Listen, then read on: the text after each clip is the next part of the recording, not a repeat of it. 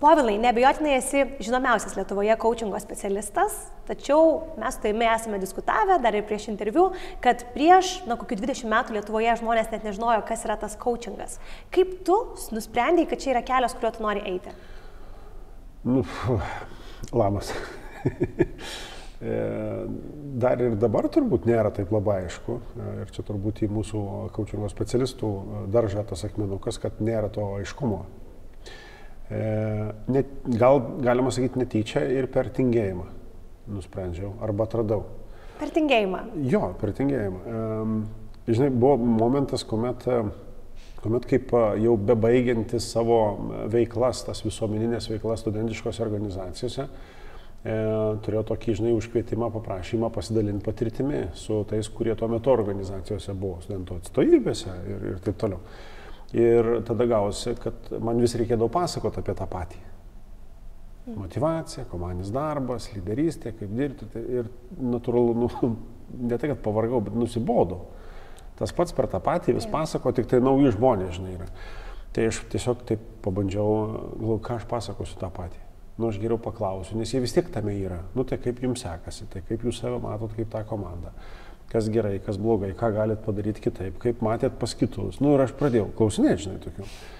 Ir vienam seminare, atsimenu dabar 2002 metai, pavasaris, balandžio mėnuo buvo. Ir per pertraukėlę to seminaro aš išeinu parūkyti, rūkiau tuo metu, parūkyti išeinu, rūkau, žinai, toks visas seminaro lektorius. Ir ateina vienas studentas, sako, iš tos organizacijos, sako, o klausyk, tu visada coachingo stilium vedi mokymus. Ir tai buvo pirmas kartas, kai aš... Tu net nesupratai, apie kokį čia stilių kalbą, ar neturbūt? Ko čia coachingas, ne coaching, ir taip, žinai, rūkau ir taip protingą veidą. Žinai, kaip kada čia priklauso. Ir jiem to užteko ir aš galvoju, gerai, praėjau, žinai. Ir tada jau grįžau į bendrabutį, grįžau į universitetą ir googlint, apie ką tai yra. Ir tuo metu tas suvokimas, klausimų pagalba, padedi ten kitam. Ir, čia, žinai, čia apie pagalbą, nes man smagu padėti. Taip. Čia žiūrėk kitaip negu pasakojant. Čia tada įdomu, aš tada einu gilintis į tai. Tai va toks, kaip ir netyčia, bet ir per tingėjimą tada gaunasi, žinai, toks. Geras, kokia kurioziška istorija. Jo, labai labai kurioziška. Tai buvo prieš kiek metų? Kiek metų atgal? 2002, tai jeigu dabar taip skaičiuotume, praeitais metais man kolega sako, tai su jubiliejum. Ir aš neatrinkau, sakau, apie kokį jubiliejų, šnekėt, va čia praeitų metų, buvo balandis, sako, tai 20 metų jau, tu esi tame. Jeigu taip, žinai, skaičiuot nuo tos pirmosios pažinties, tai gal pradžioje tai vis tiek tai buvo tas toksai, hobis. Nuo mokymosi pradžios, tai plius minus 15 su virš metų, galbūt taip reikėtų skaityti. Galima tuomet drąsiai teikti, kad tu buvai žmogus, kuris matė coachingą, kaip jisai atsirado Lietuvoje, kai dar plius minus didžioji dauguma žmonių net nesuprato, apie ką tai gal yra. Vienas iš buvau tų, kurie tuo metu judėjo su tuo. Vienas iš pirmųjų, vienareikšmiškai. Galbūt tai. Ir dabar tu dar vis esi čia. Tai tu tikrai buvai liudininkas, kaip visą tai keitėsi. Tai ar galėtum pasidalinti, kaip tavo akimis keitėsi požiūris į coachingą, jo populiarumas tiek Lietuvoje ir netgi pasaulio kontekste, būtų įdomu išgirsti. Čia labai įdomiai tą įvardint. Man, žinai, toks natūralus susikūrė toksai burbulas, kad man atrodo, kad jau visi žino, visi priima tai, jiems žino, dėl ko reikia, arba nori tą išmokti, tada žino, kad kada bus kita knyga ten apie coachingą lietuvių kalbą išleista, žinai, ar bus ta išversta į lietuvių kalbą. Mano tam socialiniam burbule atrodo jau visiems viskas aišku. Bet tik iš jo išnyri, pasižiūriu, ne viskas aišku, dar labai daug ko reikia. Aišku, tai tikrai yra kitaip negu buvo 2009 metais, kai atsimenu, mano bičiuliai pirštą sukiodavo, ką tu čia dabar, žinai, darai. Bet aš manau, pirštą pasukioja net ir dabar dar žmonėm, kurie sako, žinai, kad aš metu darbą, aš būsiu coacheris. Ir sako, kas toks? Ką? Būnagi tikrai. Jo, būna. Ir natūralu tie, kurie ateina su tokiu poreikiu, savo vidiniu poreikiu studijuoti, mano darbas yra dar plus atkalbėti, žinai, nuo to, nes taip nebus. Taip nebūna, tarsi, čia nėra skirtumo, kad ir 20 metų į priekį. Aš nelabai tikiu, kad čia ne pesimistinė mintim, tarsi, bet tam reikia labai daug įdirbio savo įdėti, kad tu tuo būtum, kad tai pakeistum, nežinau, didžiąją dalį savo gyvenimo stiliaus, įpročių, ar kas tai bebūtų. Tarsi, tai yra ilga kelionė. Ir tą ilgą kelionę reikia žmogui pasiruošti. Ir kartais jisai nežino to proceso viso. Jisai galbūt žiūri į tuos, kurie dabar yra ir kurie kažką tai jau tame veikia netkreipdamas dėmesį, bet palauk, jis tame galbūt 10-5 metų, ten, nu, ne vakar pabaigęs, pavadinkim taip. Tai šitas momentas jisai dar vis tiek, jis reikalingas edukuoti, o kol mes, žinai, galbūt pirminis žingsnis arba pirminiai tokie įsivardinimai, tvirtinimo įsivardinimai tokie bus, kai universitetuose tai dėstys taip, kaip dėsto Harvarde. Nu, prasme, čia va, vėl vienas kažkas paima, sako, ai, ką jūs čia mokot, apie ką čia yra. Ir tada, žiūrėt, palauk, Harvarde tai dėsto. Topiniuose universitetuose magistrantūros studijos tai yra. Ir mes dar vis, žinai, kalbam apie, ar čia sukiot prieš tą prie smilkinio pridėjus ar ne. Tai tam yra dar, nu, daug nertų dirvonų. Ir kelią, kurį reikės nueiti, ar ne? Dėl ko tu atkalbinėjai žmonės, kurie galvoja apie coachingą, ar ne? Nes kaip keista atrodo, žmogus nori ateiti pas tave mokytis, o tu jam sakai, tai gal išmok ne. O čia irgi įdomus momentas, nes kai kas tai priima tokį, ai, tai čia toks, žinai, pardaviminis reikalas. Triukelis čia toks, ar ne? Kai sakai, kad ne, dar labiau norisi. Jo, tada užsinori, bet tada ir momentas yra, pokalbės, jau tu bus procesas, tu labai nemėgsi manęs, tu pyksi ant manęs, tu nekesi manęs dėl to, kad tu eini mokytis naujos profesijos. Tu anksčiau tuo nebuvai, tu nematai šito dalyko, tu nematysi tų, dar iki dabar nematai tų tam tikrų dalykų, kurie vyksta susijęti su pokyčiais, tavo asmeniniais, tų žmonių, kurie bus su tavim kartu grupėje ir tų žmonių, kuriems bus vedamos tos, nu, praktinės sesijos. Ir tu to didelio pokyčio labai daug pamatysi. Ir su tuo pokyčiu tu nežinosi, ką daryti, tu pradėsi nešti atsakomybę už tai. Daug kas iš vidaus turės, nu, kaip čia taip, žinai, purvas daug purvo turės prasivalyti? Nu, gal purvas gal per griežtai, per stipru, žinai, bet, nu, tarsi, daug kas, reikės viską pernešti per save, perleisti per save. O tenai išlys visi, ir velniai, ir nevelniai, žinai. Nu, va čia jau atitikmuo, žinai, yra. Ir šitas momentas, nu, jį turi būti pasiruošęs žmogus, jam turi būti pasiruošęs žmogus. Tai aš dėl to ir vardinu, žiūrėk, čia reikės ilgai mokytis, vienas dalykas, reikės skaityti, reikės praktikuoti, reikės pamatyti daug nepatenkintų veidų už tai, kad tu paklausai to, ko žmogus nenori, kad tu jau paklaustum atitinkamai. Arba jisai galbūt labai gerai gyveno be to klausimo, kurį tu iš smalsumo, iš domėjimosi pagalvoji, paklaus, žinai. Tavęs kažkas paklaustų klausimų ir tu turėsi atsakyti. Ir tu galbūt neatsakysi šiandien iš karto, bet tu paskui išeisi, būsi kavinėje arba būsi su savo, nežinau, artimaisiais ir tu pradėsi galvoti apie tai. Ir tas klausimas tau, žinai, kaip geniukas nukals į smegeninę ir jį reikės atsakyti. Bet jeigu tas klausimas sukelia tokią emociją, turbūt tai reiškia, kad tai yra tas, ant kurio reikėtų kabintis. Aš tuo tikiu. Nes buvo paliestas pulinukas, aš taip sakyčiau. Jo, būtent. Čia vat, aš tuo tikiu ir aš galbūt tai ir yra momentas, dėl ko aš, nežinau, ar tinka sakyti, įsimylėjau į tą pačią profesiją, būtent tokią, kokia jinai yra ir ką jinai padaro tokio nelabai patogaus. Jo, gal nelabai patogaus. O kaip manai, kokiem žmonėm coachingo kelias kaip tik yra labai tinkamas? Vat, kokias savybės žmogus savyje turėtų turėti? Tai gal eilė jų tada turėtų būti. Kokias tai yra? Vienas yra apie tai, kad nu, jam natūraliai noras yra ir gaunasi padėti. Manau, kad tai labai svarbu. Natūralus noras. Jo. Aš nekalbu apie visus kitus, bendrai paėmus, visi mes norim kažkam padėti, bet pas kitus būna labiau išreikštas tas noras padėti. Noras išklausyti. Noras būti smalsiam. Bet ne prievartinis toksai, kad aš, žinai, nu, tu turi kažkokių tai dalykų, reikia tada spręsti, nes toks gaunasi toks bruki, žinai, visą šitą dalyką. O čia yra apie tai, kad, nu, žmogus nejuda į tai, tu ir neklausinėjai atitinkamai. Jeigu jisai nesidomi pats, tu jam nepadedi šitų dalykų dėl to, kad tu tai moki. Bet čia yra tas momentas apie tai, kad jam iš savęs natūraliai taip gaunasi. Vienas dalykas, prie jo noras yra prieiti, su juo smagu kalbėti, su juo smagu bendrauti. Ir kaip taisyklė gaunasi, išeina žmogus iš to pokalbio ir sako, gerai pakalbėjom. Kaip tas kitas, atitinkantis tą coachingo filosofiją, jis nebūna daug ką kalbėjęs. Jis praktiškai nieko nekalba. Jis 10%, gal 20% laiko kalba toj diskusijoje vadinamoj, bet jis labiau klauso. Jis kalba kitaip, jis kalba akimis, jis kalba palinksėjimu, jis kalba nuostaba kažkokia, tai rankomis kalba. Nu, su juo kitoks bendravimas tas vyksta, tai bet kuriuo atveju tai turi būti ir smalsus. Nu, tarsi jiems lengviau šitas dalykas. Smalsumas, domėjimasis toksai, žinai, su intencija padėti. Bet ne dėl to, kad tu gali padėti, o dėl to, kad tu kitas ir nori, kad tu padėtum. Nes jis jaučiasi, kad, žinai, kažkas nevyksta. Ir vienam sunku padaryti. Tai va tokia kombinacija tam tikrą prasme susidėlioja. Kaip tu manai, ar žmogus, kuris svarsto apie coachingo kelią, turėtų iš karto išsigryninti, kokioje srityje padės žmonėm? Nes labai dažnai, ypač tas toksai life coacheris, ar ne, ir atrodo, tai apie ką čia jisai jau čia coachina. Ir galbūt tada yra neaišku, kokiem klientam vertėtų kreiptis tokį žmogų? Ar nėra tokio... Bet čia labai plati tema, žinau, gaunasi, kad tas žmogus, kuris ateina, aš stebiu dabar tiesiog ir tuos, kurie mokosi Lietuvoje, su kuriais tenka garbės susidurti ir su kolegom užsienyje, žmogus iš pradžių galvoja, jisai žino šitą dalyką. Ir žinai, aš irgi galvoju, kad aš žinau. Tuo metu, kai buvo pati pradžia, kai aš tik pradėjau. Ką tu galvoji, kad kokia bus tavo tema?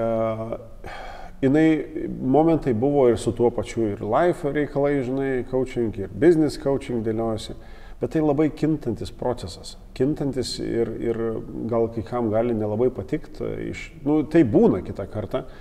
Ne patys mes nusprendžiam kaip coachingo specialistai, ką mes darysim. Net ne iš tos patirties, kurią mes būnam susikaupę. Mūsų klientai sukuria. Gal taip keistai skamba, bet aš kažkaip labai įtikėjau, žinai, mane kaip tėvą sukuria mano vaikai, ašgi netėjau mokėdamas būti tėčiu, žinai. Tai lygiai taip pat mūsų kaip coachingo specialistų sukuria mūsų klientai.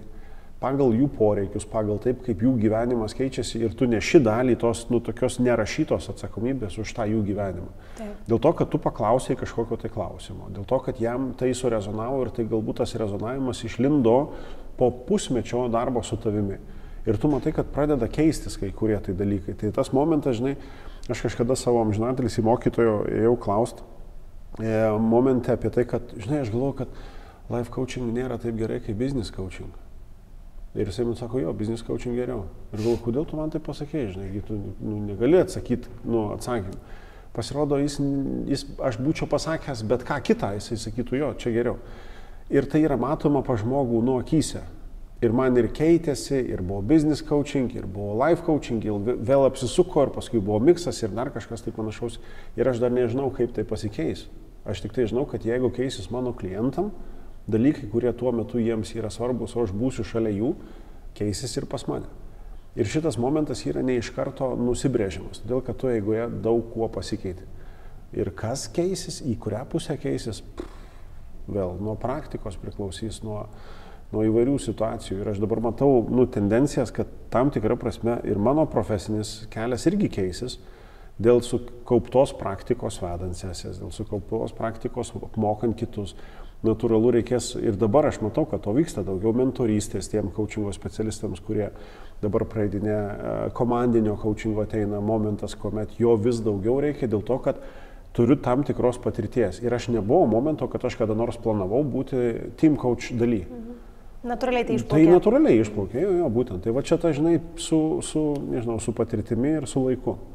Tai iš esmės iš to galėčiau teigti, kad geras coacheris kaip ir turi sugebėjimą laviruoti tarp keletą skirtingų temų, nes jisai turi patį svarbiausią įrankį sugebėjimą paklausti teisingų klausimų. Jis privalo laviruoti, gal net ne tai, kad... Nes, tarkim, žmogus gali ateiti vieną dieną galbūt ir su meilės kažkokių tai klausimų. Tai tai čia, žinok, buvo momentas, aš atsimenu pačius pirmus savo pokalbius. Žinai, yra metodikos. Kartais žmogus eina, sako, man reikia coachingo metodikų išmokti. Yra metodikos, technika, ten gali išmokti.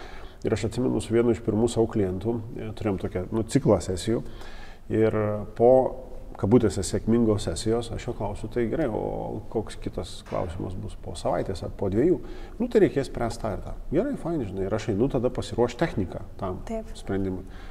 Ir atėjo momentas, mes susitinkam jau kažkelintoj toj sesijoje, aš žinau jo užsakymą iš anksčiau, iš tų porą savaičių atgal, sako, žinai, turiu kitą temą. Ir aš sakau, palauk, tai aš neturiu technikos tada.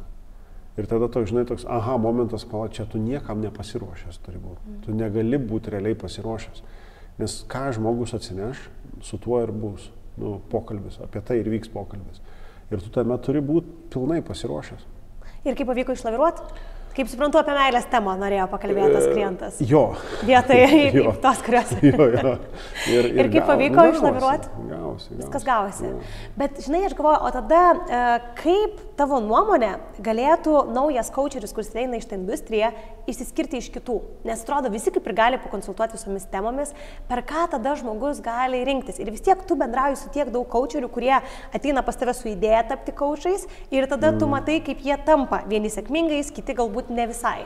Ir kaip tu manai, kas įskiria tuos, kurie sėkmingi? Sėkmingais vadinu tuos, kurie, gali tai paversti savo pragyvenimo šaltiniu.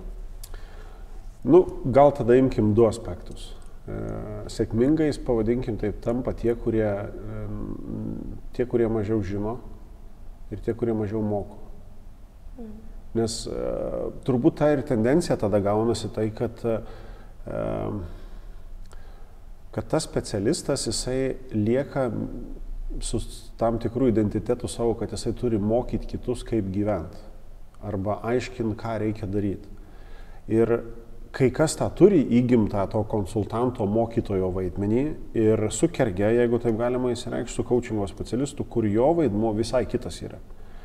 Ir šitoje dalyje, žinai, kai kuriuose vietose galbūt lengva taip man ir vardinti ir sakyti, kad jeigu kas nors klausia, aš galiu tada atsakyti. Nežinau, viešai, jeigu tai būtų, arba jeigu tai vyksta mokymai, arba ten kokia nors konferencija, kur aš skaitau pranešimą, tai aš turiu kažką tai pasakyti, nes, mane dėl to pakvietė, bet aš visą laiką paliksiu su tam tikrų klausimų, sveikindamas ir taip toliau, dėl to, kad, mano natūra gal tokia, žinai, yra.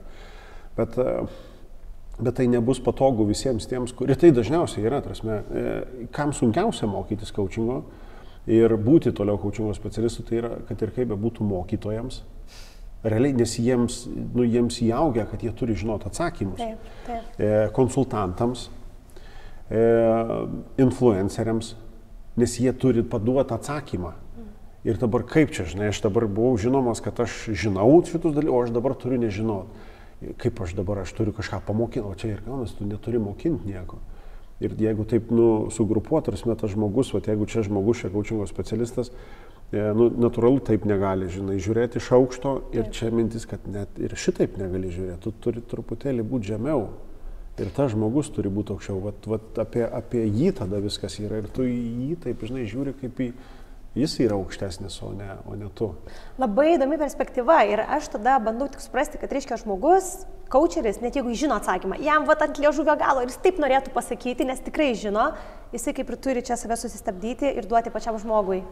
Tai jau jisai paslydęs. Jeigu jisai jau žino atsakymą, jau jisai paslydo tam kely. Nes tuo metu, matai, kaip įvyksta viskas. Tai kai jau žmogus paima, sako, aš jau žinau atsakymą, nesvarbu, coachingo specialistas. Jau jisai tam tikrų momentų buvo pametęs savo klientą, tą pašnekovą. Nes jisai galvoja, koks yra atsakymas, o jis neturi šito dalyko galvoti. Iš principo. Jo kompetencija ne apie tai yra. Jis toliau domisi apie tai, kas vyksta visam procese ir jisai nežino, koks yra teisingas atsakymas. Ir va čia tas momentas yra turbūt tarp tų dviejų tokių dalių, kuomet jisai turi lūkestį padėti tam klientui, bet su lūkestiu yra vertinimai, teisimai, žinai, čia gerai tu kalbi, negerai kalbi ar dar kažką panašaus, o yra kitas, kur yra be lūkesčio arba su sumažintų lūkesčių, kad nesvarbu, ką pasakytų, viskas žavi. Žinai, va tada gaunasi toks atitikmus, oi tu mane nustebinai. Čia yra per lūkestį. Bet kaip, wow, aš žaviuosi iš to, apie tai, ką tu sakai. Čia yra be lūkesčių arba su mažesniu lūkesčiu. Tai jeigu coachingo specialistas tampa, aš žinau atsakymą ir kaip dabar čia tik jo nepasakyt. Jis tuo metu buvo pametęs kažkada savo klientą. Nes galvojo apie tas savo žinias, kurias jisai jau žino, sukaupęs ir taip toliau. O kaip taisyklė, daug atvejų, didžioji dalis atvejų, klientas pats žino atsakymą, tik nežino, kur tas atsakymas pas jį padėtas. Va dėl to jam reikia coachingo specialisto. Kad jis jam padėtų surasti jo atsakymą, nepasakytų coachingo specialisto atsakymą, bet rastų tam žmogui pagalbą, suteiktų, kur tas atsakymas yra. Nes kartais tai bus, o tai kam mes reikalingi tada, jeigu žmogus žino pats atsakymą. Lietuviai yra ganėtinai uždari žmonės. Tai coachingo specialistas, įtariu, turi turėti ir sugebėjimą prakalbinti žmogų. Jo. Ar yra kažkokios taktikos ir strategijos, kurias galėtų pritaikyti kiekvienas žmogus savo kasdienybėje, kurios naudoja galbūt coachingo specialistai, tam, kad sukurti jaukesnę atmosferą pokalbiui, ar kažkaip taip prakalbinti savo žmogų, gal savo sutuoktinį, gal savo vaiką, gal savo kolegą? Nes tai, manau, labai svarbu. Tai labai priklauso nuo situacijos tada, iš principo. Priklauso nuo to savimi patikėjimo ir tikėjimo savimi. Taip. Tokio, žinai, nežinau kaip lietuviškai, to self-confidence, tokio, žinai, kuomet jisai jį turi, tai coachingo specialistas jau galės rinktis, kaip jisai tą pokalbį turės, nesvarbu, ten labai kalbus ar nelabai kalbus tas žmogus.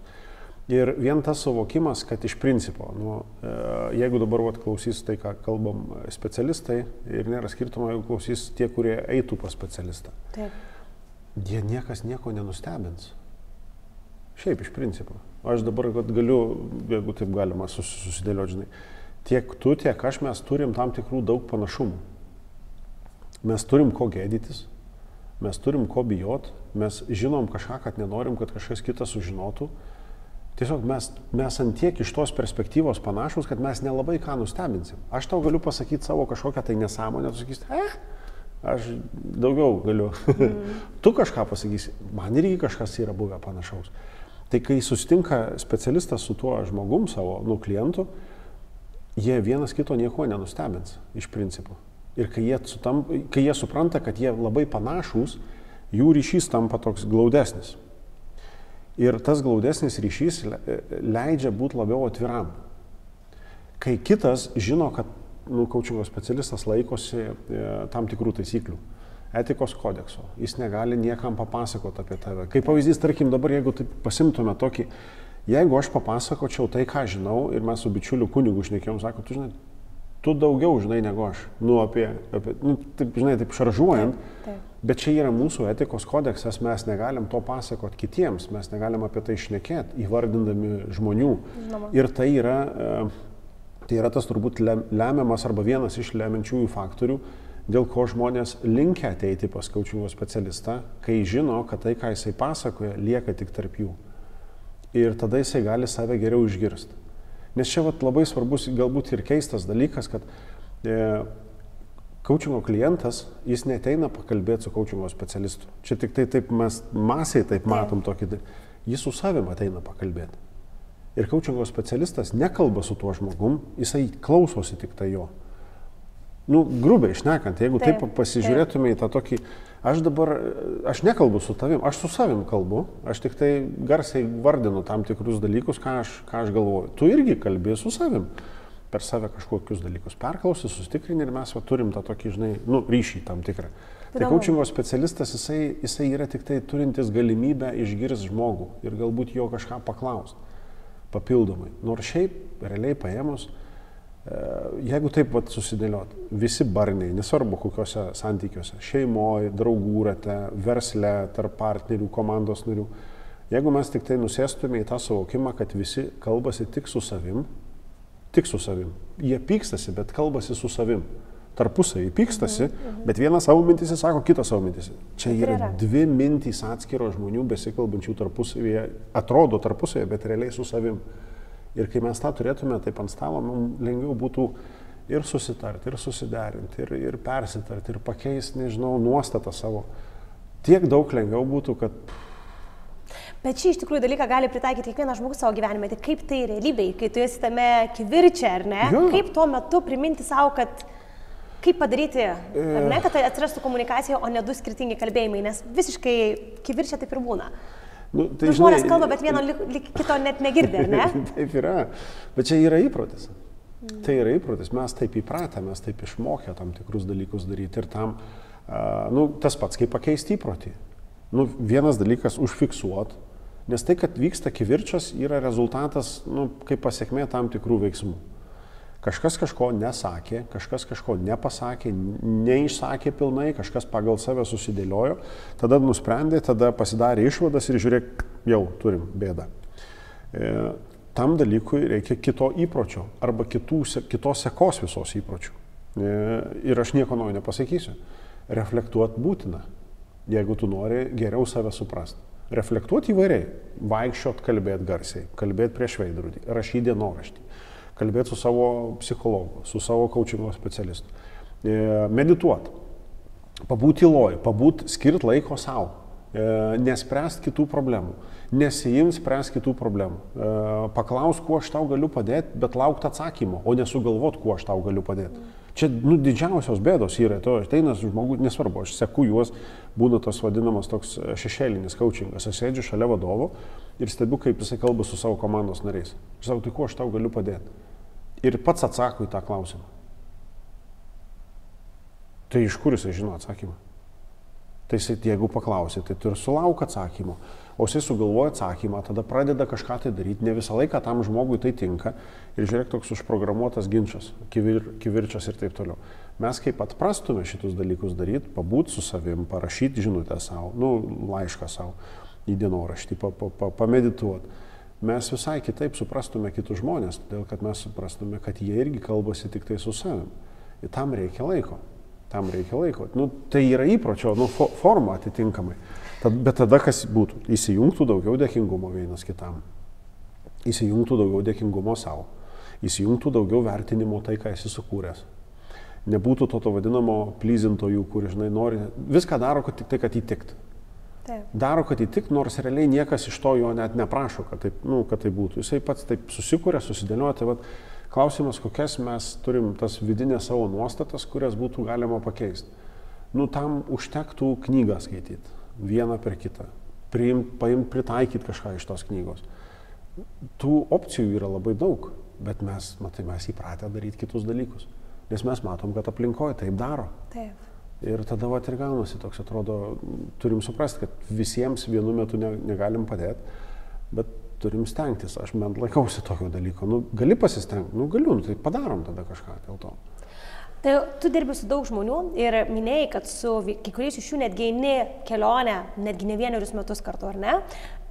Ar galėtum pasidalinti kažkokiam transformacijom, kurias pavyko pamatyti? Kaip žmogus, coachingo pagalba rado kažkokius atsakymus ir galbūt kardinaliai pakeitė savo gyvenimą? O gal ne kardinaliai, bet tas mažas pokytis jam buvo labai svarbus. Tai buvo įvairių situacijų, kai kas tatuiruotę pasidaro savo, kai kas galiausiai priima sprendimą. Nesvarbu, koks tai sprendimas būtų arba į kurią pusę kryptų, bet jisai galiausiai priima sprendimą. Kai kas, nežinau, jeigu taip galima įsivardinti tokių kaip transformacija, tai kad jis nusprendė, kad ir tikrai vyksta šitas dalykas, kad jisai neturi jokio perdegimo. Būna momentai, kai žmogus susigalvoja tam tikrą seką savo veiksmų, kad tai padaręs jisai gaus tam tikrą rezultatą. Ir transformacija, pavadinkim tai, žmogus nori siekti karjeros.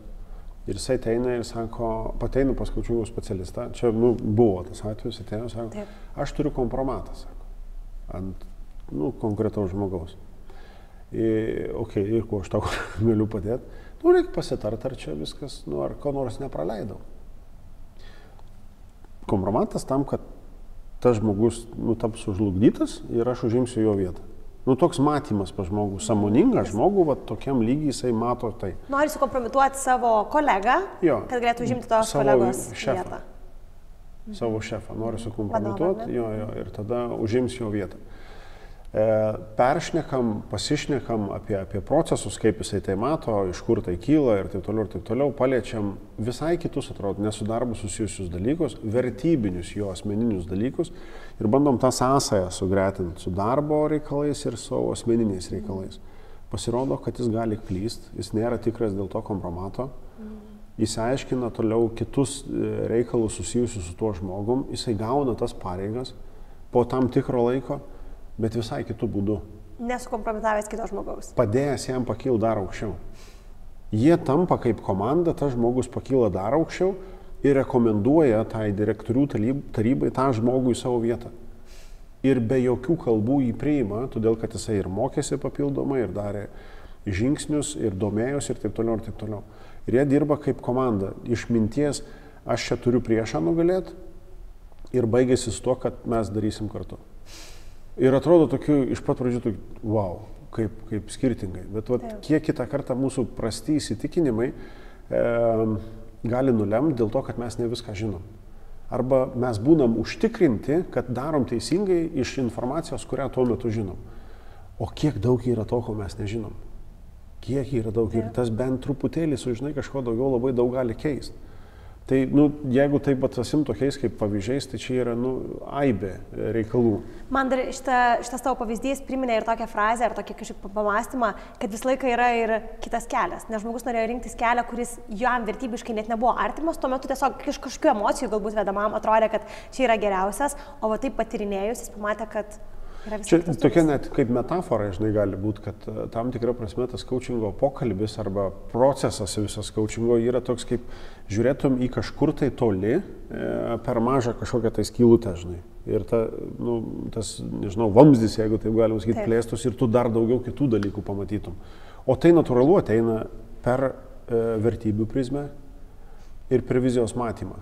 Bent per šitus du dalykus, nes kartais žmonės nori daryti dalykus dėl to, kad jiem tiesiog nepatinka tai, ką jie turi, bet nepamato daug aplinkui. Bet kai jie pamato tą, per aplinkui dalykus, kas galėtų būti norima, tai ideali ateitis, pasižiūri, kad tų kelių yra krūva visai kitaip.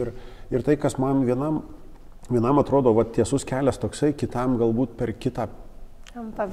Ir jam dar kiti dalykai ten atsiranda ir jisai kitus momentus pamato, o Jėzus Marija. Ar daug ateina žmonių, kurie nežino, ko jie nori? Klausiu, nes iš ties šiais Going klube dažnai liečiu šitą temą, kalbu apie tikslus ir aš dažnai nustembu pamačiusi, kad daug moterų, ir tikrai čia renkasi labai sąmoningos moteris, bet daug iš jų nuoširdžiai sako, aš tiksliai nežinau, ko aš noriu. Visi žmonės yra sąmoningi. Visi. Nėra nesąmoningi. Jau ten vasaros 5, jau čia galbūt kitas dalykas, bet šiaip visi žmonės yra sąmoningi. Klausimas, iš kokio spektro tą informaciją renkasi. Ir, gal keistai skambės, bet didžioji žmonių dalis nežino, ko jie nori. Jie tiesiog pačioj pradžioj žino, kad tai, ko jie nori, tai, ką jie turi, jiems netinka. Dėl to, kad jie mato tam tikrus pavyzdžius. Dėl to, kad jie karts nuo karto jau būna apie tai pagalvoja, bet neįsivardinę labai tiksliai. Čia toks kaip tu lyg pradedi kažką tai daryti, bet iki galo nepadarai ir supranti, kad jau taip, kaip buvo, nebenori, bet nežinai, kaip nori, kad būtų ateityje. Tai realiai pas coachingo specialistą atėjęs žmogus, jis net nežino, kaip įvardinti tą savo ateitį. Nes natūralu, jis jo nėra. Taip. Ir tuo metu, gerai, dabar pasimkim, aš tau įvardinčiau savo šiandieninį tikslą.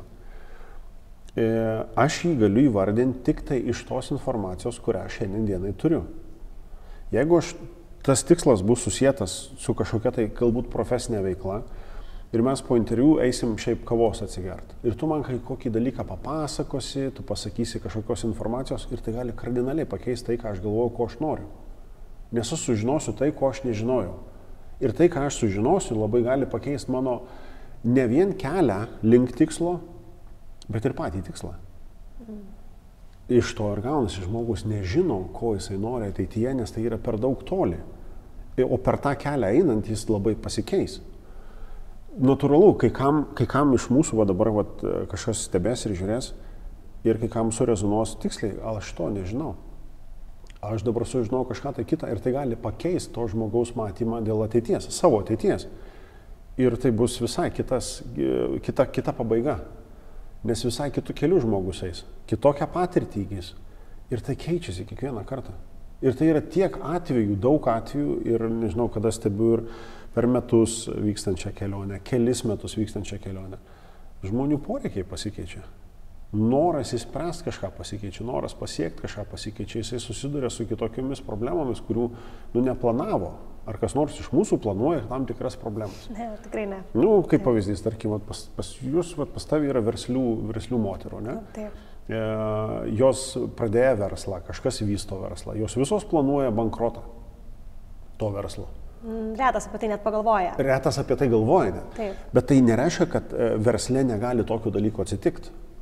Aš čia nemintim, kad aš linkiu ar dar kažką tai panašaus, bet jeigu tai atsitiks, žmogus kažką išmoks. Ir jisai tada kitus dalykus dar kitaip darys. Jis pramoks, jis susipažins su kitais žmonėmis, jis pamatys kitokių žmonių veidų, jis pamatys tų pačių savo pažįstamų žmonių kitus veidus. Jis per juos įgaus visai kitokią patirtį. Jis pamatys, su kuo jisai tikrai dirbo tas žmogus, su kuo jisai dabar nebenorėtų dirbti ar dar kažką panašaus. Mes kiekvieną kartą augam. Kiekvienas jūsų klubo, kiekvienas susitikimas vis kažkuo praturtina tą žmogų ir jis dar nežinia, kur tai nuves. Taip.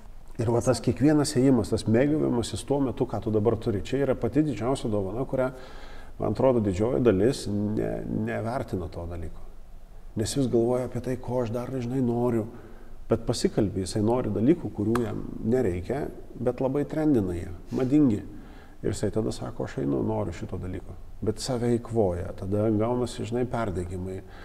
Oi, krūva dalykų tada įsijungia. Įdomu, Povilai, tu dirbi su labai daug žmonių ir žinau, kad nors ir tu konsultuoji, ir coachini tiksliau žmonės, nekonsultuoji, o coachini žmonės. Žinau, kad tu coachini žmonės daugybę skirtingų klausimų, visgi itin daug klientų, kurie dirbo su tavimi, yra verslo žmonės. Taip susiklostė, ar ne? Tu dirbi su labai daug verslių žmonių. Man įdomu išgirsti, kokias tu klaidas dažniausiai matai verslininkus darant. Drąsiai, sakyk drąsiai, manau, ne vienas iš mūsų būsim susidūrę su tuo ir kartais gerai yra pamatyti tiesiog taip lyg veidrodyje. Gerai, jeigu tai tikrai imt kaip klaidas, aš jas vertinčiau tada klaida, kuomet jau jis pats irgi pamato ir sako, okei, šitaip tikrai toli neis. Tai vienas dalykas, kad jis neatsirenka, kokioje rolėje yra savo versle. Daug verslininkų yra strigę, jeigu taip metaforiškai paimt, verslas yra tam tikrų ciklų vyksta. Jis yra užgimsta, imkim kaip žmogus, gimė verslas. Jį galim prilyginti prie tam tikro, kaip kūdikio. Taip, žinoma. Ir su kūdikiu reikia atitinkamai elgtis. Taip. Bet paskui tas verslas auga. Metai, 2-3 ir taip toliau, jis tampa tokiu, kaip ir jau vaiku, paaugliu, suaugusiu. Visiškai lygiai taip pat matau. Bet verslininkas kartais lieka, jis jau turi verslą kaip paauglį, bet su juo elgiasi kaip su kūdikiu. Jam keičia vystyklus. Čia aš taip metaforiškai, Labai geras šitas, labai. Bet pats principas yra tai, kad jisai rūpinasi juo taip, kaip, viską turi pats padaryti ir taip toliau. O ten jau reikia, komandai deleguoti tam tikrus dalykus, kad jie patys galėtų daryti, kad jie patys nuspręstų, kada eiti į šokius, kada grįžti iš šokių ir taip toliau. Tarasme, kur surizikuoti ir kur ne. Arba jisai jau supranta, kad jau jisai turi dirbti kaip su tokiu, kaip su paaugliu, bet tas verslas jau yra suaugęs, jau jisai turi galvoti apie kur investuoti, ko atsisakyti, ką plėsti ir taip toliau. Bet verslo savininkas, dar kitaip prižiūri. Ir tai kiekvienoje šitoje dalyje yra tam tikros stadijos, o rolės lieka tos pačios. Iš vienos pusės. Iš kitos pusės verslininkas sukuria verslą kaip įmonę dėl to, kad yra geras specialistas tam tikroje srityje. Bet jis ir toliau likęs specialistu. Jis veikia kaip specialistas, bet pas jį komanda jau yra. Pavyzdžiui, buhalteris sukūrė buhalterinių paslaugų įmonę ir jis dabar turi ne tik savo įprastą darbą, bet dar ir žmonių komandą. Taip, o kaip vadovauti, kaip dirbti su žmonėmis, niekur nesimokė. Nes jis visą laiką mokėsi tik apie buhalteriją. Taip. Apie finansų valdymą. Turim problemą. Taip, ir tada susijungia, sako, oi, tai palauk, tai man čia reikia suprasti tuos žmonės tada. Ne tik skaičiukus, eilutėse. Taip, tu esi vadovas dabar, tu turi suprasti juos, tarsi tavo vaidmuo yra jau lyderio, jau kitokio. Arba tas pats, buvo geras pardavėjas, jis patapo kažkuo, tai patapo pardavimų vadovu. Ką daro? Daugiau pardavinėja. Bet nevadovauja žmonėm, nelydina juos į kažkur, tai nerodo, nesidalina savo patirtimi. Daug tokių, ir tai yra... Tai nėra klaidos iš principo, bet tai neveda į ten, kur tas žmogus nori papulti. Bet aš tavęs klausau ir galvoju, kad viskas plius minus tos esminės klaidos ar tas neteisingas, sakykime, pasirinktas kelias, kuris neveda ten, kur nori žmogus nueiti, labiausiai siejasi su darbu su kitais žmonėmis. Ir man atrodo, ir aš tą pati dažnai matau ir kažkaip pati besidomėdama ir ir save galiausiai stebėdama, dažnai galvoju, kad vadovo, turbūt pati svarbiausia atsakomybė iš visko yra iš esmės ir tų žmonių įgalinimas ir darbas su jais. Kad jie tada, kaip ir tavo rankomis, galėtų atlikti tam tikrus dalykus. Man atrodo, kad čia yra dažniausiai pasikartojantis. Aš gal apie tą patį sakysiu, tai, ką tu vardini, gal tik tai gausis kiti žodžiai. Vadovo, lyderio ar ten savininko, kas tai bebūtų, jo užduotis yra, viena iš užduočių yra padaryti taip, kad jo žmonės būtų sėkmingi. Taip. Ką reiškia ta sėkmingi, jie turi žinoti, kur ta sėkmė yra, kaip link jos eiti, kokios pagalbos jiems gali reikėti, kur kreiptis ir taip toliau ir taip toliau.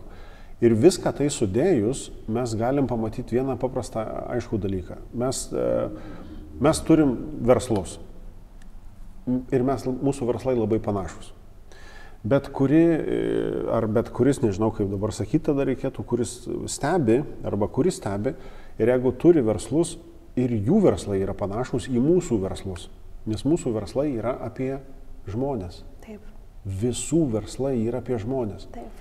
Ar tu padangas keiti, ar tu namą statai, ar tu bendruomenę, kuri visų verslai yra apie žmonės. Ir šitas, jeigu jis yra pamirštas, tada mes susitelkėm į mikromanagementus, į nepasitikėjimus, į darau pats, nes tik tai pats geriausiai moku ir taip toliau ir taip toliau. Bet tai kur veda? Tai veda į dalyką, kad mes turim statistikoje per 2 metus pusė verslų užsidaro. Ir mes priimam taip kaip normalų dalyką. Man tai nėra normalus dalykas. Čia yra tokia nesąmonė, kad ir tik žinai, kad tai yra atsitinka dėl to, kad daromos tos pačios klaidos. Man tada taip misijiškai žiūrint, man labai norisi prisidėti prie to pokyčio tada. Dėl ko aš tai ir paskui ir darau, nes mūsų verslai veiklos yra apie žmonės. Taip. Visų, nesvarbu, net ir valdiško institucijoje. Tai yra apie žmonės. Ir jeigu mes neatsisukam į žmonės, skaityk, mes pralaimėjom. Ar sakytum, kad žmonės, jų vadyba, ar ne, žmonių vadyba yra netgi svarbiau negu verslo idėja? Ar vis dėlto sakytum, kad tai laimi? Aš galvoju, kad vis tiek tai yra šalia einantys, žinai, tokie kaip vertybiniai dalykai, nes vienas dalykas, jeigu tu neturi tos verslo idėjos, tos tolimos kažkokios tai vizijos apsibrėžęs, nelabai tu ir sutiksi pakeliui žmonės, kurie norės su tavim dirbti. Kurie norės siekti šito dalyko. Taip. Ir aš tai matydavau tokiu kaip ir, man iki dabar tam tikrą prasme toksai gėda, žinai, apie tai sakyti, todėl kad aš pats toks irgi būdavau. Aš neišsakau iki galo, ko aš noriu ir kaip noriu, kad ten būtų. Bet aš tada matau, kad nelabai visi kiti supranta, ką aš čia darau. Kai aš pradėdavau sakyti, kas ta vizija yra, tada labiau užsidegusių akių matydavau pas kitus.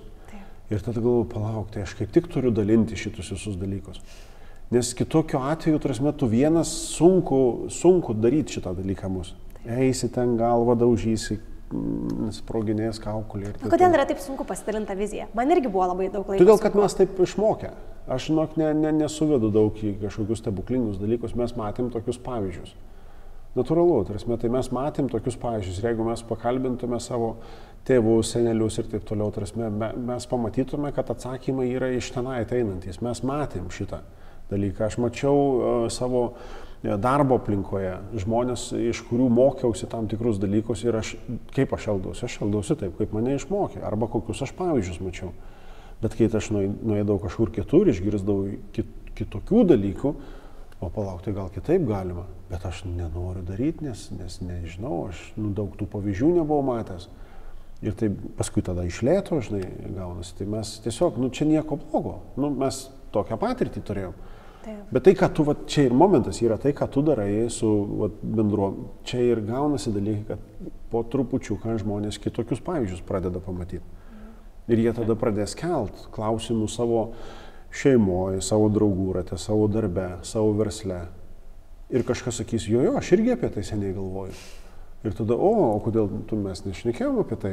Todėl, kad aš neturėjau su tavim atitinkamo ryšio, nepasitikėjau, nesijaučiau saugus galintis tai sakyti. Taip. O paskui žingsnis po žingsnio, pokalbis po pokalbio, tie dalykai ir gausis. Ir kuo mes čia nustebinsim? Mes nustebinsim, kad tu ir aš norim geresnio gyvenimo, o tai ką kitas nenori? Taigi visi apie tą patį, visi mes to norim. Tai tik tai kartu galim greičiau padaryti.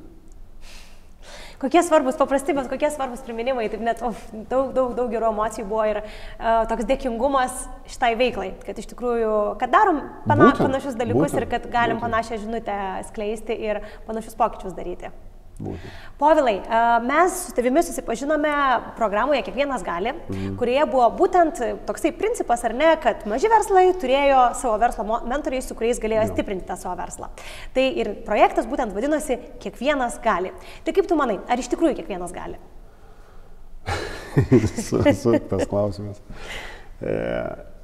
Aš pridėčiau pabaigą to Kiekvienas gali, jei nori ir prisiima atsakomybę. Jinai tokia, žinai, pilnas sakinys tada būtų. Ir į tą labai daug tilptų. Jei nori, tikrai suprasdamas savo tos vidinius poreikius, per vertybės ir taip toliau, jei kai prisima atsakomybę, kad tam tikrose situacijose turės padaryti dalykus ne tai, ką jisai gali, bet tai, ką reikia. Nes čia aš nežinau, ar pačiai girdėtas, matytas toks dalykas, bet man atrodo, kad čia bus apie tą patį. Daug kas daug ko nori pasiekti, darydamas tai, ką gali daryti. Bet ne visą laiką to užtenka. Kartais reikia daryti ne tai, ką gali, nori, bet tai, ką reikia. Ir va šitas momentas yra toks lūžio taškas atitinkamai. Kai žmogus prisėima atsakomybę, nežinau, tai galiu išmokti, nežinau, tai paklausti. Ir nueit padaryti šitus dalykus, va tada kiekvienas gali.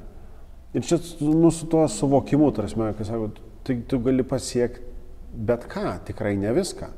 Reikės pasirinkti, ką tu sieksi. Visko neturėsi, bet tikrai visko užtenka. Tik pasirink, ko nori ir reik tai padaryti. Va čia yra, man yra apie tai, apie šitą dalyką. Ir tai yra toks, nežinau, galbūt filosofinis toks sumąstymas. Kiekvienas gali, nes kiekvienas, jeigu savo tą įvardino, jau jisai pakeliui. Taip. Klausimas, ar tikrai nori to visko, ar nori tų konkrečių dalykų. Ir ar prisėima atsakomybę eiti kai kuriuose vietose. Galbūt išmokti reikės kažką. Kai ką atmokti reikės. Kai ko paklausti. Tam tikrą prasme, žinai, įjungtą nuolankumo mygtuką, kad, tu nebūtinai viską žinai. Ir tikrai daug dalykų tu nežinai. Ir reikės paprašyti pagalbos. O paprašyti pagalbos žmonėms sunku. Lygiai taip pat kaip ir padėkoti yra sunku. Vertint svarbius dalykus yra sunku. Kodėl? Kad taip įpratę. Galvojam, kad kitas turi daryti dalykus dėl to, kad jo toks darbas yra. Bet tu padėkok jam už tai. Prieš mūsų pokalbį aš visiškai atsitiktinai perskaičiau vieną frazę, kuri pagalvojau, kad dabar čia irgi labai gražiai dera. Tai buvo tiesiog frazė Leilos Hormozė, nežinau ar žinai ją, šiuo metu man labai tokia įkvepianti tikrai asmenybė. Ir buvo frazė apie tai, kad dažniausiai didžiausias augimas įvyksta laikotarpiuose, kurie yra labiausiai nemalonūs, patys tokie Todėl, kad tuo metu dažniausiai reikia praeiti daugiausiai dalykų, kurių tu dar niekada nedarei, nebandei, kurie yra truputėlį baugus. Ir aš pati prisimenu, kad tikrai kardinaliai mano gyvenimo pakeitęs dalykas buvo to pačio She's Going klubo sukūrimas, kuris dabar yra mano pagrindinė veikla ir kuris kardinaliai pakeitė mano pačios gyvenimą, bet ir begalės kitų mūsų klubo narių. Ir aš drąsiai sakau iki šiol, kad tai yra pats baisiausias dalykas, kurį aš esu padariusi. Man buvo stingdančiai baisu paspausti tą publish mygtuką, nes atrodė, kad niekas nesupras, apie ką čia iš viso yra kalba ir kam čia to iš viso reikia.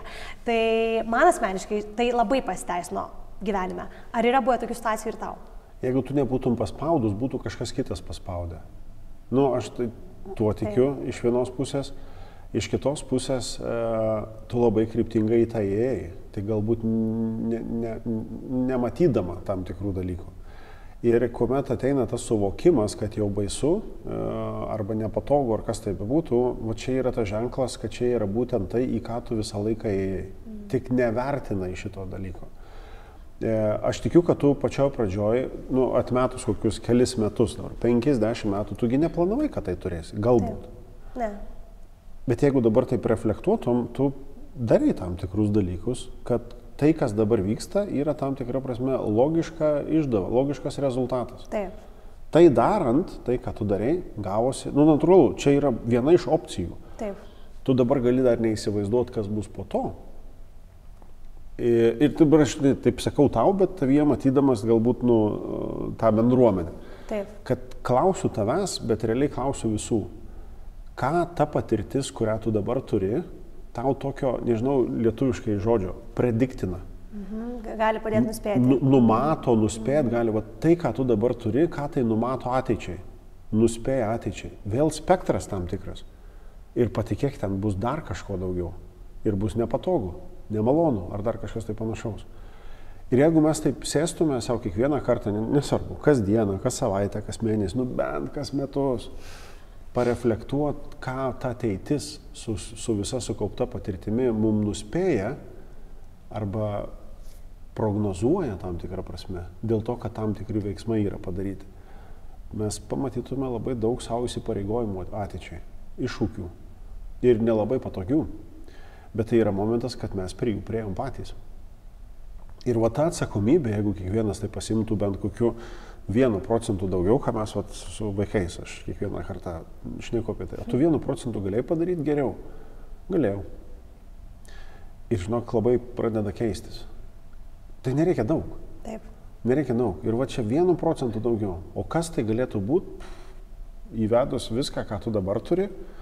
Nu ir sakau ir tau, bet tuo pačiu va, tas žmogus, kuris dabar asmenybė, kuri klausosi arba žiūri, kas būtų 1% daugiau? Į kur tai gal dar veda? Man patinka, kad tu kalbėjai apie 1%. Neseniai skaičiau knygą, manau tikrai žinosi irgi Steven Bartlett. Žinoma, žinai ar ne, jau matau. Tai aš apie jį labai dažnai dalinuosi ir Instagramo kanale, ir She's Glowing klube. Ir jo filosofija labai stipriai yra apie tai. Ir jie dabar, manau, irgi žinai, kad jie yra greičiausiai augantis podcastas pasaulyje, ar ne? Ir jo filosofija visą laiką ir buvo, kad padarykime nedaugiau, padarykime 1% geriau negu visi kiti. Ir man tai yra toksai labai dažnas irgi priminimas ir galvoju, nu, kaip teisingai tu kalbėjai ir galvoju, kaip atliepia man visi šitie žodžiai. Ir tai tiesiog matai, 1% geriau. Jo, ir čia turbūt ir yra momentas, kuomet mes irgi tokia kalbam, kaip čia užvadint, reziume dalykų, kurie buvo. Taip. Jeigu mes taip panagrinėtume, tikrai nepastyvina šitos dalykus, pirmą kartą išgirdau, bet man taip, žinai, buvo toks... Taip. Skaitant knygą Pat O'Reilly, krepšininko, trenerio, paskui, nu dabar ten klubo prezidento, kaip jisai padarė čempionišką komandą iš tų, kurie pralaimi per, sezoną, grubiai šnekant. Filosofija ta pati. Gali šiandien padaryti 1% geriau, negu buvo aną kartą. Ir jeigu tai įsiskaičiuoja kiekvienam žaidėjui, kiekvienam back office dalyviui, tam nariui, ta komanda, kaip visa franšizė, jų, žinai, auga, eksponentiškai. Taip. Ir kai visi supranta tą, filosofiją tokią, taigi nėra daug 1% daugiau, geriau negu kad buvo. Ir tada bum susideda, jeigu tai yra ilgas laikas, per metus tu gali tapti čempionu, kosmosą gali pasiekti. Tai va, žinai, čia tokių, va, ir kuo daugiau to atrodo yra, tas supaprastinimas iki nežinau, neina nesuprast. Čia reikia pasistengti, kad nesuprastum. Povilai, o kodėl tu darai tai, ką darai? Čia taip, kaip, kodėl iš ryto keliuosi? Bet vis tiek yra tiek daug kitų galimybių ir galiausiai tiek daug metų čia. Nebuvo minčių, kad gal vis dėlto kažką kitą išbandyti? Žinai, karts nuo karto būna šitie dalykai, bet aš kažkaip stengiuosi savo priminti, kad nebūtų atsakymai remti tokiu arba tas. Man visą laiką įdomiau persižiūrėti, kaip tai galėtų būti ir. Ir tų ir gali būti begalybė.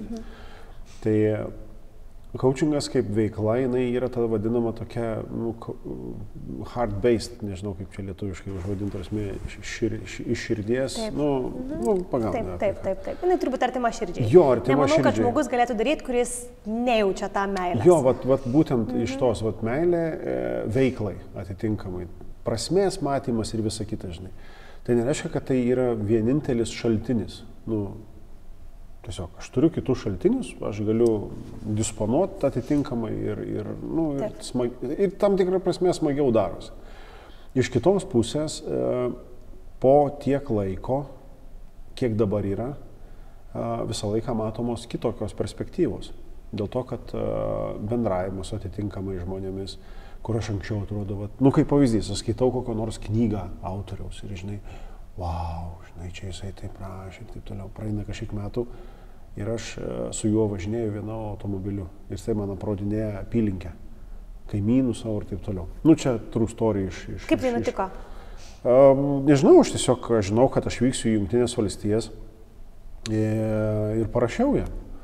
Sakau, gal mes galėtume, žinai, aš mokiausi pas jūs, tada mes čia gal, fotkintis noriu, nusifotkinti noriu, žinai. Taip. Tai gerai, sako, tai atvažiuok, kai būsi. Ir taip, what? Ir mes, žinai, gal gerai, aš nuvažiuosiu, pasidarysiu fotkę ir išvažiuoju, žinai.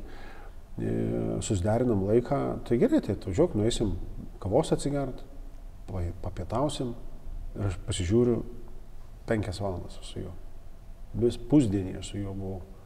Ir atrodė tokia, žinai, Tai dar plius tu tokio, žinai, ir individual coaching gavau, ir pamokymų gavau, ir man smagu pamatyti, kaip mąsto žmogus. Taip. Kas slypi tame, žinai, tai, ką jisai vardina. Ir ten man, žinai, ir padrožė gerai. Taip, gal tu galėjai vardinti, kas tai buvo? Marshallas Goldsmithas. Ir tai reiškia, tiesiog tu gavai šią galimybę tiesiog parašydamas. Jo. Kai daugybė žmonių net galvotų, Jėzau, kam aš rašau, tikrai man neskirs laiko. Ne, niekaip, net minties nebuvo. Tai čia atitinkamai ir buvo seka, kad aš paprašiau jo, ar tu galėtum paskaitą pravesti, ta prasme, į alumni klubą, žinai. Jo, gerai, sako. Tada ir tada. Man pasako, pas mane bus 6 valanda ryto, tai pas jūs ten 1, sako, tai gerai, sako, man tinka. Wow, mes ten visi, žinai, paskui gal reikėtų man susitikti su juo, parašau, vėl jisai atrašo. Ir aš paskutinės kelionės metu, aš pusę dienos praleidau pas jį namuose ir važinėdama su juo visur, jisai rodė ten, čia kaimynas tas. Bet kaip svarbu yra parašyti, ne tik pagalvoti, kiek daug žmonių, tai įsivaizduoji, tu parašai, bet tu įsivaizduoji, kiek procentų žmonių tiesiog pagalvoja, kaip būtų faina, bet nieko dėl to nepadaro. Tai aš irgi ten buvau, aš irgi nerašiau atitinkamai. Ir žinai, čia momentai iš to, kad tu paskui ne tik tai, kad nuvažiavai, pabuvai, nusifotografavai, pamiršau, ten daug ir nuotraukų pasidaryti, gal 3 turiu. Taip, bet vis tiek. Bet pati idėja yra apie tai, kad tu išmoksti ir iš to žmogaus ir apie save. Ir to matymo visą laiką yra daug daugiau atitinkamai, kai tu būni vienoje šalyje.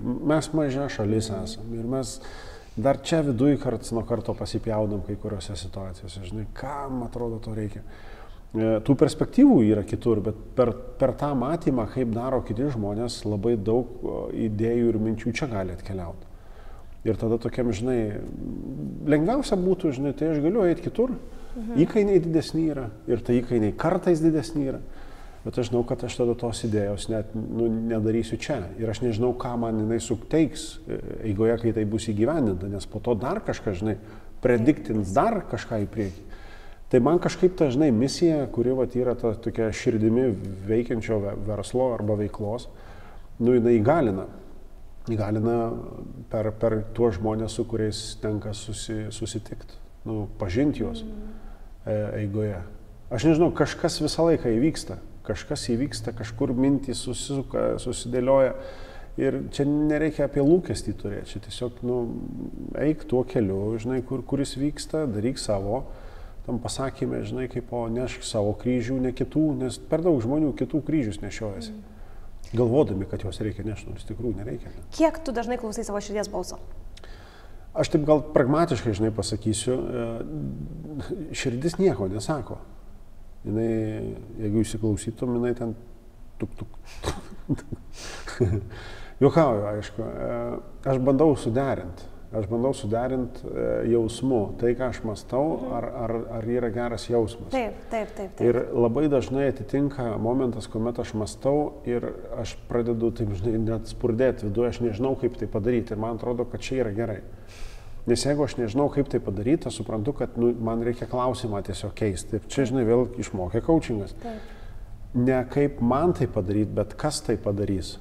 Aš tikrai žinau, kad kažkas tai gali padaryti geriau už mane, nes tą moka geriau ir taip toliau. Klausimas, ar aš pažįstu tą žmogų. Jeigu aš jį pažįstu, ar mano perteikta mintis jam uždegs akis. Nes jeigu jam neuždegs akių, mes nepadarysim. Aš vis tiek to nepadarysiu ir jį nesudominau. Ir tam reikia šnekėti vėl papildomai. Man šnekėti, patikėk, man yra sunku šnekėti.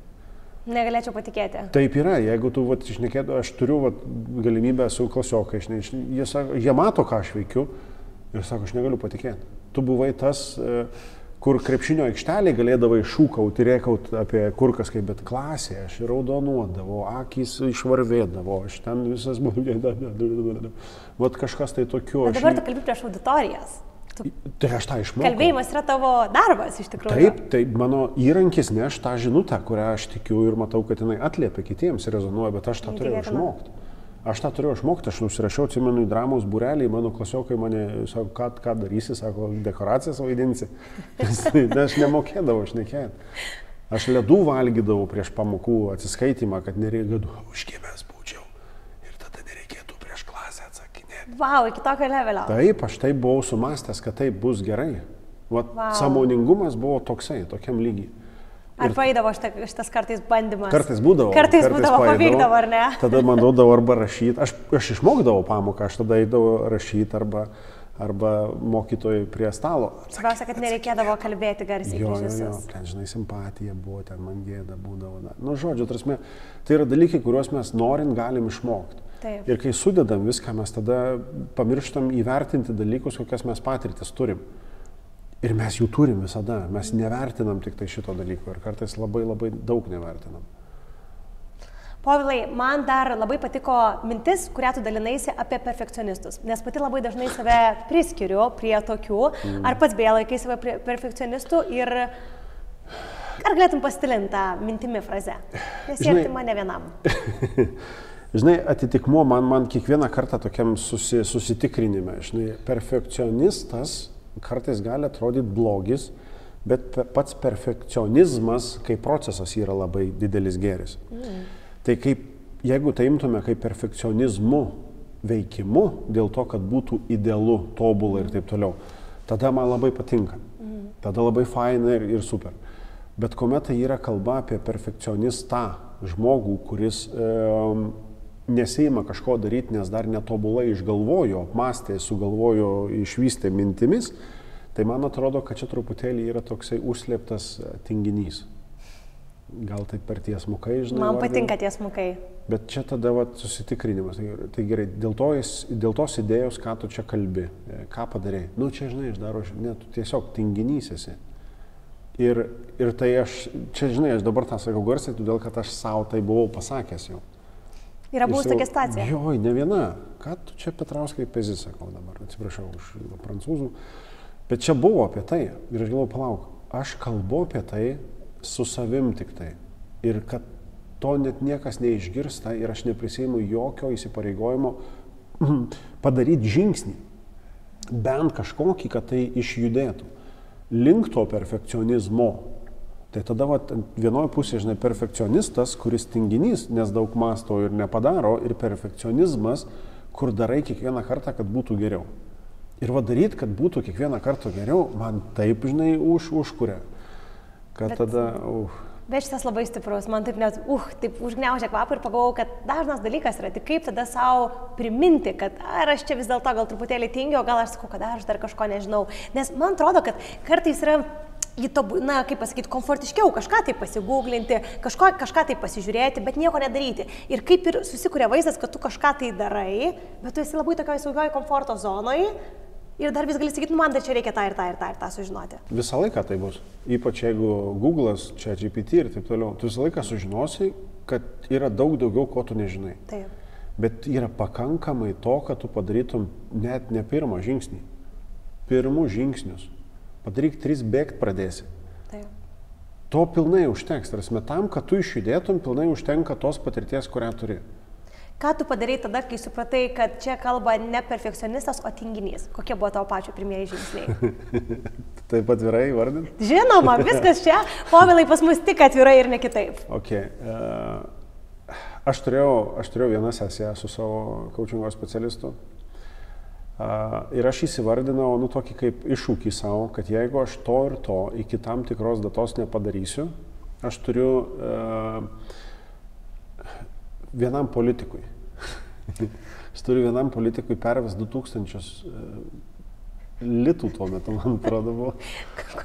Ir paskelbt viešai, kad aš palaikau jo idėjas.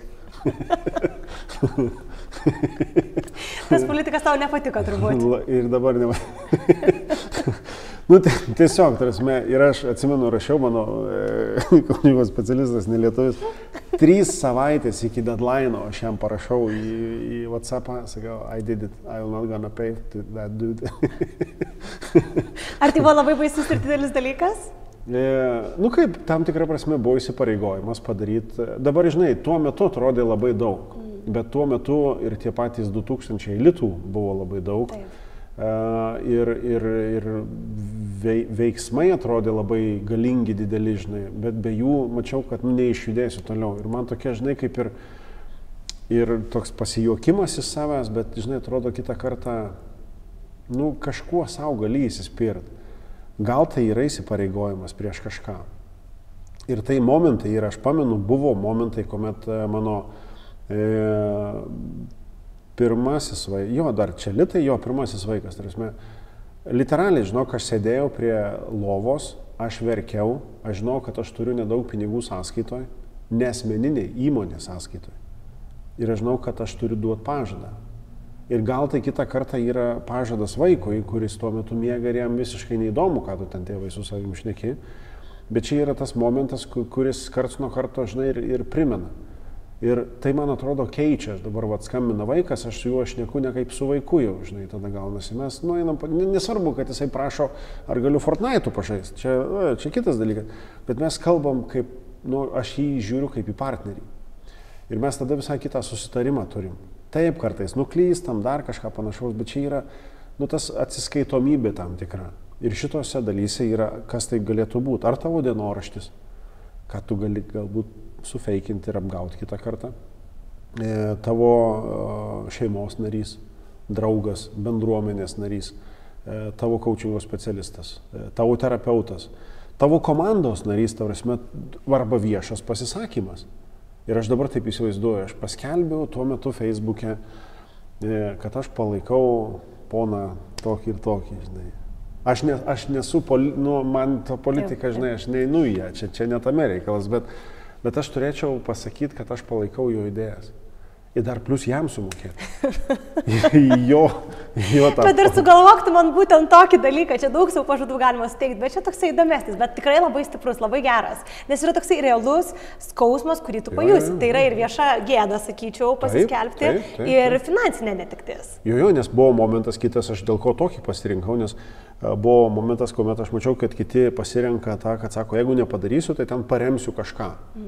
Bet kaip ir neblogą darbą darai. Jo, tu padarai gerą darbą, žinai, tada tokiu atveju, tu paremk ir dar sumokėk tam, kuris, tau blogai, visai kaip, vertybiškai, žmogiškai nėra skirtumų. Tai, aš dariau tokį kažkada. Labai geras. Dariau įsipareigojimą vaikui, bet jisai, jis, kaip žino, turbūt dabar jau. Bet čia apie tai.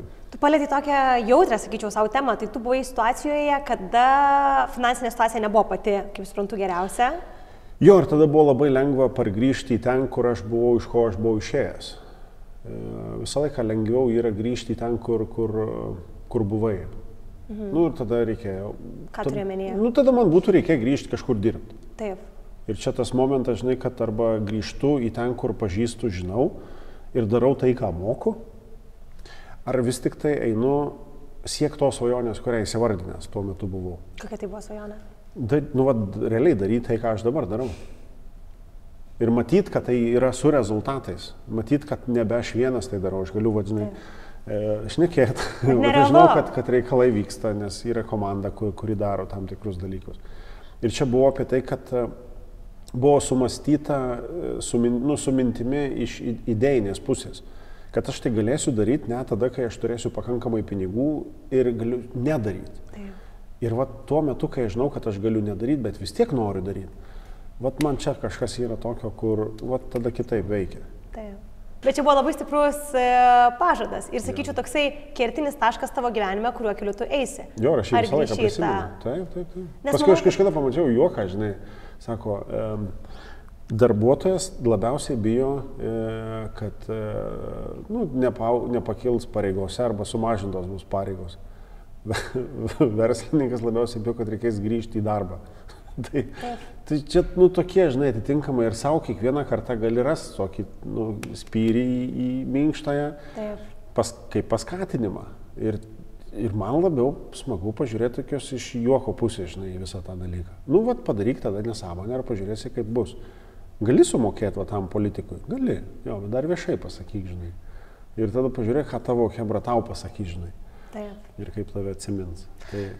Labai gera mintis, vainikuojant aš dar pasidalinsiu tokia, kuri irgi mane yra ne kartą taip skatinusi eiti pirmin, kai, žinai, galbūt atrodo, kad, nežinau, verslo ar ne, kažkoks sąstingis, pavyzdžiui, ar ne, ir tu galvoji, atrodo, viską padariau, ką man dar čia padaryti, atrodo, viską padariau, čia, nežinau, reikės jau viską čia baigti, arba, tokia, žinai, kažkoks būna toksai momentas, kai atrodo, jau idėjai ten visus 100%, bet vis tiek nėra ten, tarkim, norimo rezultato, ar ne? Ir perskaičiau frazę, kuri buvo labai tokia žiaurus palyginimas, labai žiaurus, bet kartais galbūt čia labai žiauraus reikia. Tai tenai buvo toksai būtent palyginimas, kad įsivaizduok dabar, jeigu tavo visa šeima būtų uždaryti įkaitais ir tau sakytų, arba tu pralauži tą savo verslo, žinai, tašką, kurį tau reikia, arba jie visi Viskas. Ar atsirastų tavo galvoje kitų minčių? Ar tikrai galvotum, kad viską absoliučiai padarėjai? Ir iš karto galvotum, toli gražu ne. Oi, įsisuktų galvoje milijonas minčių kitų, ką galima dar padaryti. Tai, žinai, kartais manau, kad tokie gal netgi drastiški palyginimai ir kažkokias mintis, ar politikas, kuriam reikia sumokėti, žinai, ir jie be pinigų sumą, ar kažkokios kitos mintis, jos kartais gali padėti. Kartais reikia šitų dalykų ir tą tokį vidinį pragarą savo susikurti yra į naudą, lygiai taip pat kaip šalia būtų turint tą idealią ateitį, norą tą, žinai, kaip būtų idealu, kaip veiktų, su kuo tu, nežinau, ne tik tai, kad ką tu turėtum ir matytum savo sąskaito, čia yra rezultatas, jisai bus matomas. Bet kaip tu jausiesi, kaip tu, nežinau, susitikęs su žmonėmis žiūrėsi jiem į akis. Nesvarbu, kaip keliai jūsų bebuvo, su kuo tu bendrausi, kur tu atostogausi. Ir tu turi tą suvokimą savo, kad va taip irgi galima. Kitu atveju bus taip, kaip tas, žinai, pragaras susikurtas.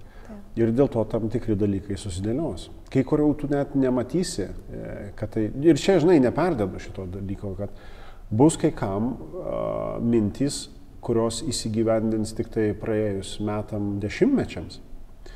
Bet esmė yra, kad kažkas jas pradės. Ir va šitoj daly, žinai, kai kurie dalykai ir yra vežantys. Ir jie turbūt užgimsta per pokalbius su kitais žmonėmis, kurie tau yra tikrai svarbus, vienas dalykas, ir kuriems tu rūpi. Ir čia va ta, žinai, toks fit toks, kada įsijungia, va tada susideda. Tada tu visai kitaip įsipareigoji, kaip žmogus, kaip asmenybė, kaip savo srities specialistas, tada tu įsipareigoji ir augt pats. Ir tai vyksta. Ir tada vyksta rezultatas pradedama matytis. Ir aš tą, žinai, nenustosiu kartoti, taip gaunasi, todėl kad taip veikia. Seka po sekos tie dalykai susidėlioja. Nes negali būti, kad nieko nebus. Kažkas būtų, tu gali nieko nedaryti.